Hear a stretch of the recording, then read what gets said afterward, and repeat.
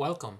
In this video, I'll be talking about understanding atoms, variables, and terms in Prolog. So please subscribe and comment. So Prolog is a logic programming language used primarily for computational linguistics and artificial intelligence. It is built on a few fundamental concepts including atoms, variables, and terms. Understanding these elements is crucial for writing and interpreting Prolog programs. So let's talk first about atoms. So what are atoms?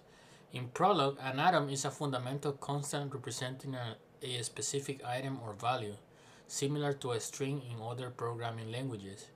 Atoms are utilized to name predicates, constants, and can even represent literal values.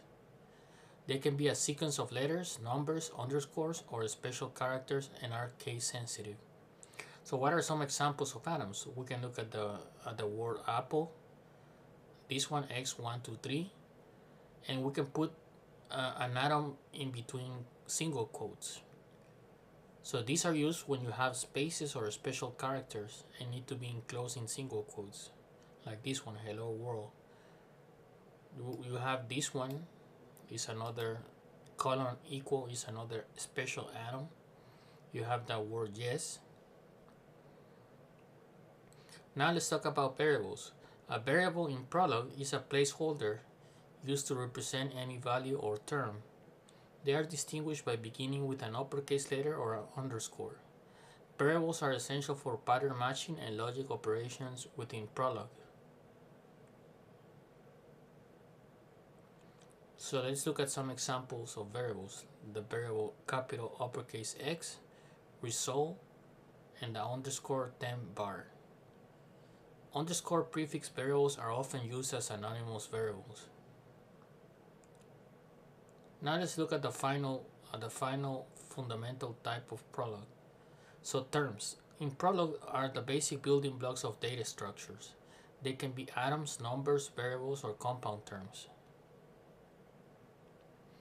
Compound terms consist of a functor and a sequence of terms arguments. They are used to structure data and represent complex information. Let's look at some examples of terms. A single term, atom or number, for example, banana 42, the number 42. Now let's look at a variable term, it's a y solution. And let's look at a compound term. You have fruit, variable,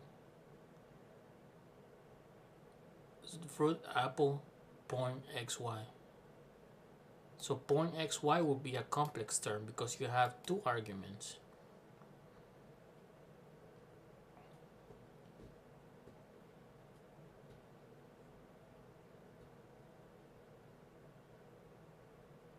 By understanding these basic components, atoms, variables, and terms, you can effectively engage with Prolog's logic programming paradigm, enabling you to solve problems in a declarative manner.